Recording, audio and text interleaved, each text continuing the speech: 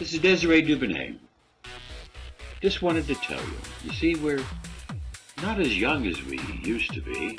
In fact, now we're more Jungian than ever. Carl Jung gave us a gift of understanding of the basic archetypal images inside humans. Now, see, the archetype is a force, it has an autonomy. It can suddenly seize you. It is like a seizure. Yeah. Jung observed that for every woman, there was a masculine aspect within her psyche, the archetype of the Animus, and for every man, a feminine counterpart, the Anima. An archetypal form expressing the fact that a man has a minority of feminine or female genes. Yeah. And that is something that doesn't disappear in him. The persona, our personality, is but a mask of what we are. And we have to understand that inside all of us, there is male and female inside our mask.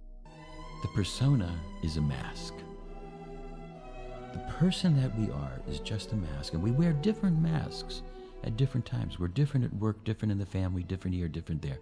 Everything's a little different because inside of us there's many, many different people. Different in every situation, slightly different.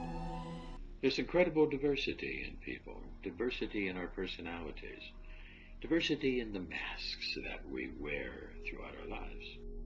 We have a mask of who we want to present, who we want to present to the family, who we want to present to ourselves, who we want to present at work, who we want to present at church.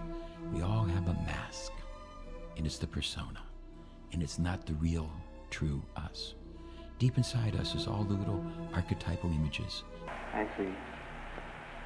And that each man carries his female with himself, they say it. Yeah. Male and female carry that inside in their mask.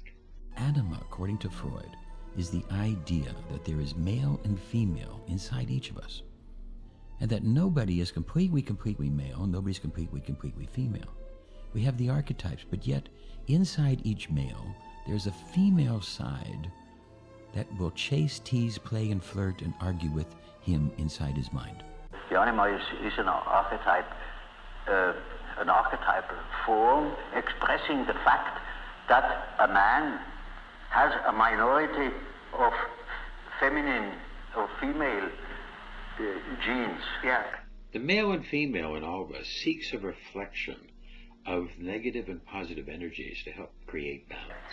And that is something that doesn't disappear in him. That is constantly present.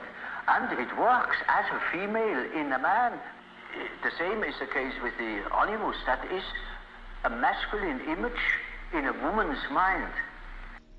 Men have a female part called the Anima. Women have a masculine part called the Animus. And basically everybody's looking for that completion of that male and female entities that can align and create balance. Which is not sometimes quite conscious, sometimes it is not conscious, but it is called into life the moment that woman meets a man who says the right things. When the Animus and Anima meet, the Animus will draw a sword of power, kind of like the penis, and the Anima ejects her poison of illusion and seduction. The outcome not only need to be sometimes negative, sometimes positive.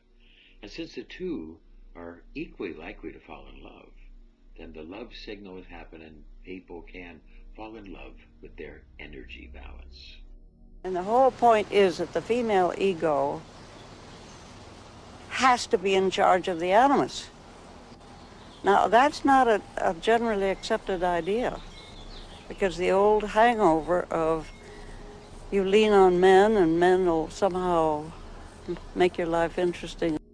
There's a tendency for the male to try to override, but the female needs to fight for their own independence as well.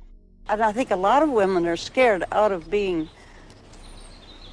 who they are and doing whatever is important to them still.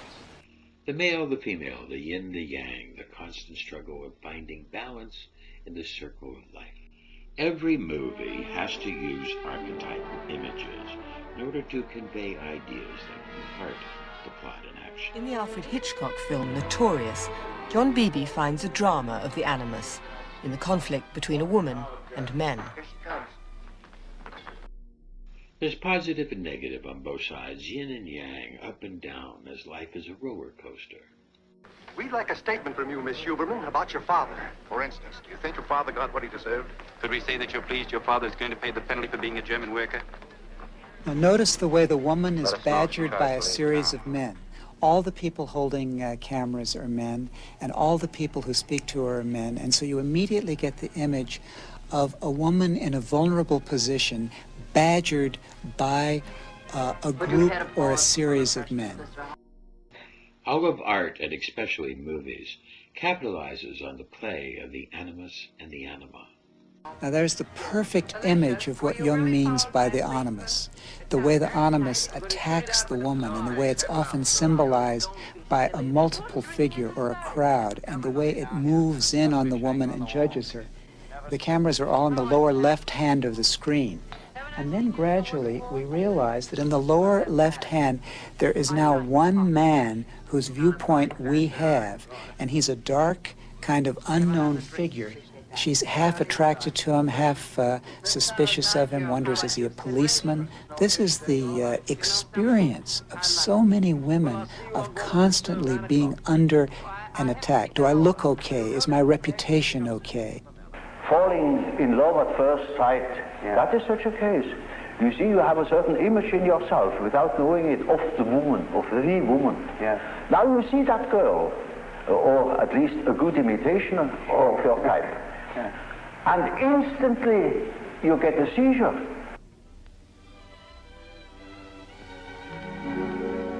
The camera turns, and finally he becomes a personality in his own right. Indeed, he's Cary Grant. There's one more drink left, appease. You may discover that it was a hell of a mistake. Shame about the ice. So that the very critic, the very thing that's most attacking the woman, is also somehow the thing that's most erotically exciting, and the most interesting, and the most energetic. And there, in a little nutshell, you get the problem of the animus. For God's sake, doctor, help me to get rid of that woman. He can't. He's like clay in her fingers. And that is the archetype. That is also the archetype of the anima. Yes. He thinks it is all his. Every movie has to have a love theme. Hero and heroine. And as he looks for his ideal mate, he's oftentimes looking for that anima, what's inside him. I see. And that each man carries his female with himself, I say it. Yeah. Everybody has these feelings, and the anima establishes our state of desire, our state of sexual and relationship desire. And the anima can be identified in the totality of the unconscious feminine psychological qualities that a male possesses, or the masculine ones that are possessed by a female. So that anima is a real strong, deep, unconscious force in Jungian psychology that we must learn to deal with. Be my Valentine. Be my Valentine scientific projection of my anima.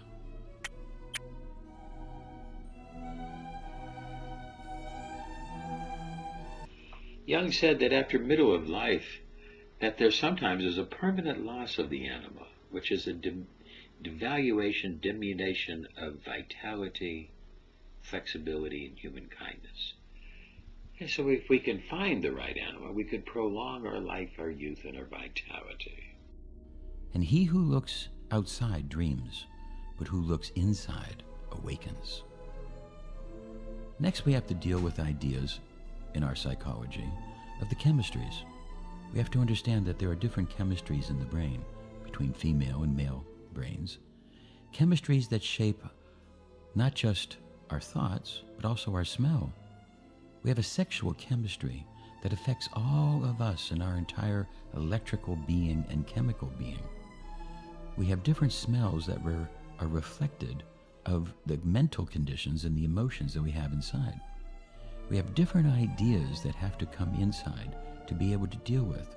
We have different hormones such as dopamine and serotonin and norepinephrine, testosterone, estrogen, progesterone, and a host of different types of hormones that come to us at different stages and affect us.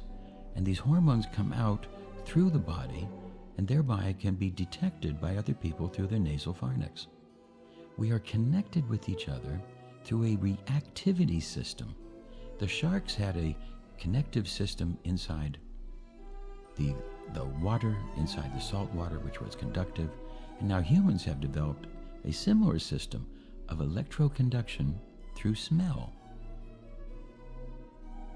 And the shapes and smells of the different hormones are things that we also have to learn in psychology to be able to know and to grow and to deal with the facts of what's happening in the human being.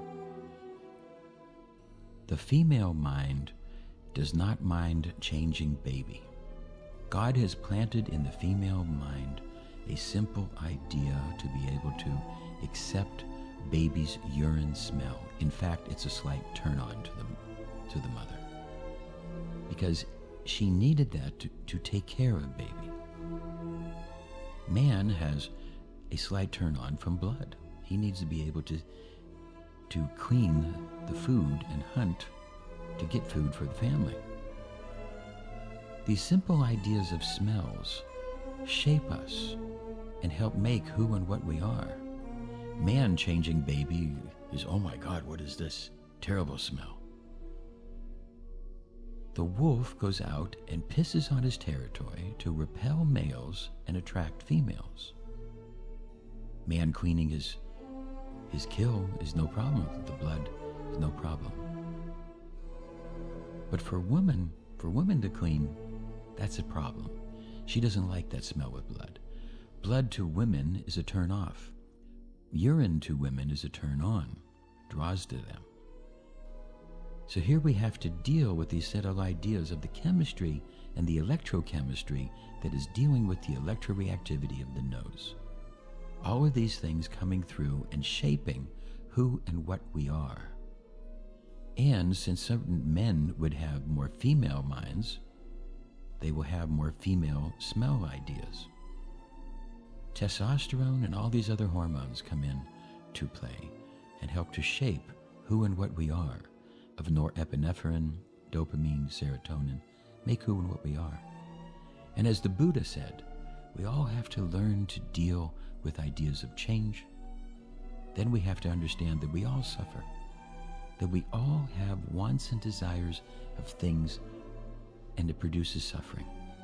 To deal with that suffering, we need to accept the conditions of what are around us, and to change the conditions that we can change, accept the conditions we can't change. And this is the way that we can deal with lowering suffering. And this is the basic idea of developing a psychology.